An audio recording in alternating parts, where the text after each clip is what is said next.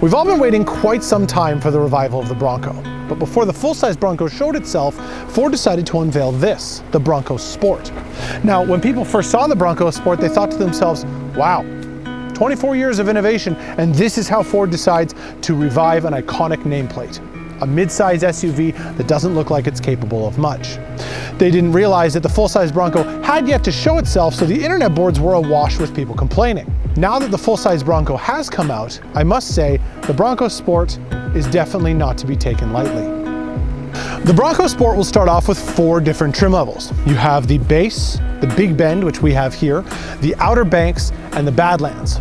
Between those trim levels, you have an option of 2 engines. You have a 1.5 liter EcoBoost 3-cylinder engine, and then you have a 2 liter EcoBoost engine, which has been in Ford's lineup for nearly a decade. Even though it shares its platform with the Escape and the brand new Maverick, Ford has done an excellent job of making sure that all of these vehicles are very unique in the way they look. Fans of the older Escape will be very excited to see that the boxier look is back, and with it comes an incredible amount of fun. It also has a safari-style roof that extends upwards as you go along the vehicle to give your back passengers more headroom and more room for anything that you may be putting in the back, as well as these fantastic directional lights built right into the tailgate that you can point wherever you want them to go. As you may be able to see, Ford is really trying to drive home the Bronco name. You have a giant logo on the back as well as on the front because they're trying to make it its own brand. The only Ford emblem to be found on this vehicle is pushed off to the side.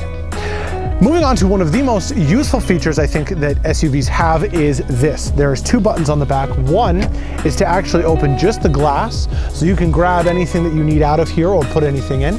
And then of course you have another button, which is the entire door.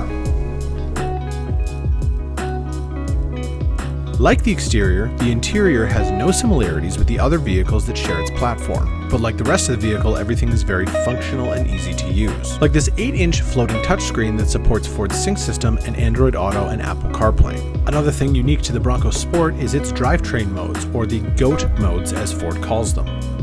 To you or I, G.O.A.T may mean greatest of all time, but to Ford it means goes over any terrain. Included in these modes are sand, slippery, sport, eco, and normal. People are finally starting to realize that this is not the full-size Bronco. And thankfully, they're also starting to realize that it's no joke either. With excellent off-road capabilities, different terrain modes, and all of the creature comforts that you've come to find standard in Ford vehicles, people are finding that this is the perfect daily driver. Remember to like and subscribe. We'll see you next time.